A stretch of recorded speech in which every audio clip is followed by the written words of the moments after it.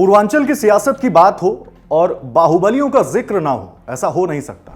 मुख्तार अंसारी ऐसे ही एक बाहुबली नेता हैं, काफी समय से जेल में बंद हैं।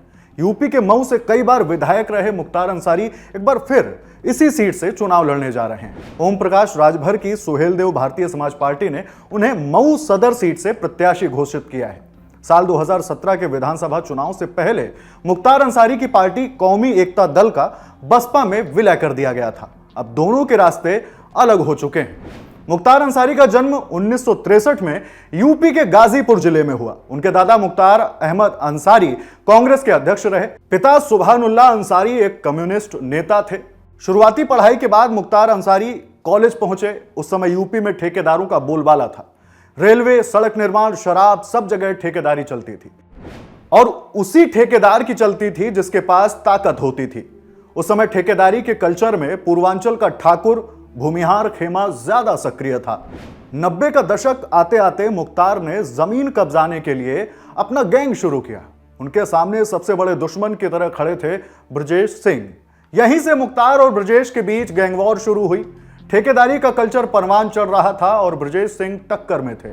1988 में पहली बार हत्या के एक मामले में मुख्तार का नाम आया था। हालांकि पुलिस उनके खिलाफ कोई पुख्ता सबूत नहीं जुटा पाई, लेकिन इस मामले की वजह से मुख्तार चर्चाओं में आ गए।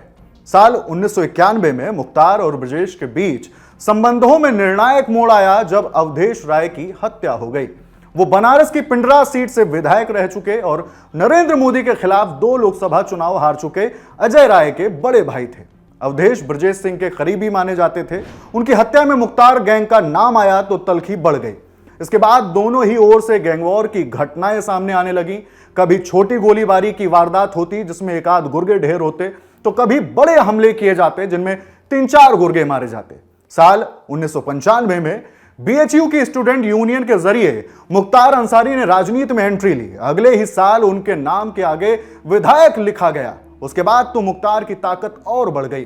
पुलिस भी उन पर हाथ डालने से कतराने लगी। राजनीति में आने और विधायक बनने के बाद मुख्तार ने ब्रजेश सिंह की सत्ता को हिलाना शुरू किया। 2002 आते आते इन दोनों के गैंग के बीच एक दफा गोलीबारी भी हुई थी।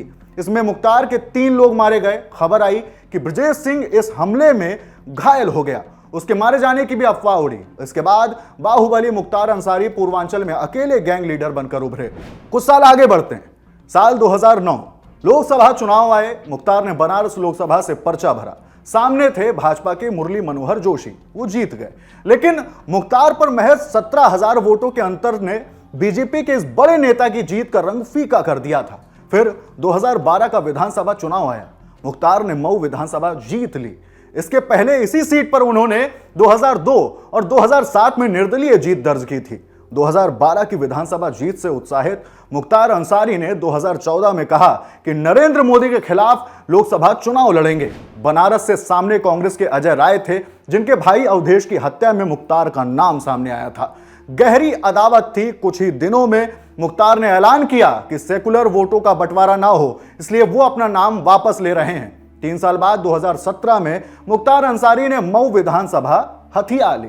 2019 में पंजाब में मुख्तार पर एफआईआर दर्ज हुई। पंजाब पुलिस को उनकी तलाश थी, लिहाजा पंजाब पुलिस बांदा जेल पहुंची और वहां के अधिकारियों ने मुख्तार को पंजाब पुलिस को सौंप दिया।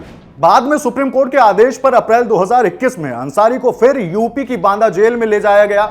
जेल में रहते हुए अंसारी एक बार फिर अपने अभेद्य दुर्ग मऊ से चुनाव लड़ने जा रहे हैं। 40 से ज्यादा मुकदमे सिर पर लिए ये बाहुबली नेता सालों से जेल में बंद है, लेकिन पूर्वांचल की राजनीति में उसका सिक्का लगातार कायम है।